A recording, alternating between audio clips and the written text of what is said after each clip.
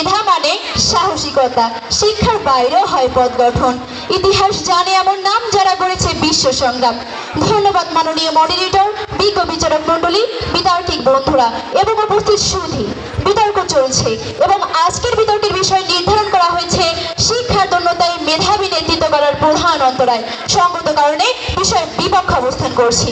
মাননীয় মডারেটর, বিতর্কের এই মঞ্চে দাঁড়িয়ে আমি আজকের বিতর্কের বিষয়টি সংজ্ঞায়িত করে যাব এবং আমার দলের দ্বিতীয় বক্তা যুক্তিযুক্ত ব্যাখ্যা এবং তৃতীয় বক্তা বিভিন্ন তথ্যসূত্রের মাধ্যমে প্রমাণ করে যাবেন শিক্ষার দন্যতায় মেধাবী নেতৃত্ব করার প্রধান অন্তরায় নয়।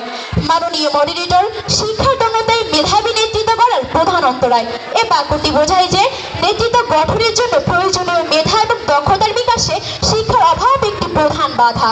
এখানে বলা হচ্ছে কোনো সমাজ বা রাষ্ট্র যদি শিক্ষার ক্ষেত্রে পিছিয়ে থাকে তবে সেই সমাজ ও রাষ্ট্র থেকে মেধাবী এবং যোগ্য নেতা উঠে আসা সম্ভব নয়। মাননীয় মডারেটর, আমরা শিক্ষা বলতে কি বুঝি? হ্যাঁ মাননীয় মডারেটর, আমরা শিক্ষা বলতে সেই প্রক্রিয়াকে বুঝি যার মাধ্যমে একজন ব্যক্তি জ্ঞান, দক্ষতা, নৈতিকতা, সংস্কৃতি ও মূল্যবোধ অর্জন করে এবং তা ব্যবহার করে নিজ জীবন ও সমাজকে এগিয়ে নিয়ে যায়। আর মেধাবী নেতৃত্ব হলো সেই প্রক্রিয়া যার মাধ্যমে একজন ব্যক্তি বা একটি দল অন্যদের প্রভাবিত করে, অনুপ্রাণিত করে এবং নির্দিষ্ট লক্ষ্য অর্জনের জন্য দিক নির্দেশনা দেয়। মাননীয় মডারেটর, এর সংগ্রহতে বোঝা যায় শিক্ষা এবং মেধাবী নেতৃত্ব সম্পূর্ণই আলাদা। মাননীয় মডারেটর, প্রতিপক্ষ দলের প্রথম বক্তা প্রশ্ন রেখে গেছেন কিভাবে শিক্ষার দন্যতাই মেধাবী নেতৃত্ব করার প্রধান অন্তরায় নয়। কারণ হিসেবে কয়েকটি তথ্য তুলে ধরছি। ব্যক্তিগত প্রচেষ্টা, নেতৃত্ব গুণ অর্জনে প্রাতিষ্ঠানিক শিক্ষা সবসময় আবশ্যক নয়। মাননীয় মডারেটর, ব্যক্তিগত প্রচেষ্টা এবং অভিজ্ঞতার মাধ্যমে অনেক নেতা উঠে এসেছেন। প্রাতিষ্ঠানিক শিক্ষা ছাড়াও মেধাবী নেতৃত্ব হয়ে উঠতে পারেন। মাননীয় মডারেটর, অন্য দক্ষতার গুরুত্ব, একজন নেতা শুধু শিক্ষা নয়, সাহস, মানসিক দৃঢ়তা এবং মানুষের সাথে কাজ করার ক্ষমতা অত্যন্ত গুরুত্বপূর্ণ। মাননীয় মডারেটর, আমরা যদি ইতিহাসের দিকে ফিরে তাকাই যেখানে অনেক বড় বড় ব্যক্তি আছে, যেমন আমরা যদি যুক্তরাজ্যের কথা বলি যেখানকার অত্যন্ত গুরুত্বপূর্ণ একজন বিজ্ঞানী হলেন মাইকেল ফ্যারাডে, যিনি প্রাতিষ্ঠানিক শিক্ষা পাননি বরং নিজ প্রচেষ্টায় বিজ্ঞান বিষয়ে দক্ষ হয়ে বিদ্যুৎ চক্রবর্তীর গুরুত্বপূর্ণ তত্ত্ব আবিষ্কার করেছেন। আবার টমাস আলভা এডিসন নিজের দৃঢ় ইচ্ছার মাধ্যমে বৈদ্যুতিক বাতি আবিষ্কার করেন। মাননীয় মডারেটর, কিছু গবেষণায় দেখা যায় অনেক সফল উদ্যোক্তা ও নেতা প্রাতিষ্ঠানিক শিক্ষা সম্পন্ন না করে নিজ দক্ষতা ও অভিজ্ঞতার মাধ্যমে সাফল্য অর্জন করেছেন।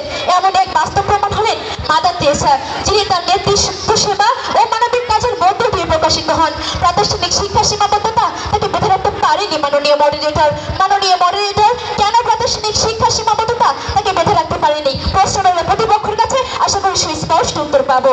মাননীয় মডারেটর, একজন মেধাবী ও যোগ্য নেতা হয়ে উঠে আসার জন্য শুধু শিক্ষাই প্রয়োজন নয়, নেতৃত্ব প্রদানের জন্য চাই সাহস, বুদ্ধিমত্তা ও প্রচেষ্টা এবং সকলের সাথে সম্মিলিতভাবে কাজ করার ক্ষমতা।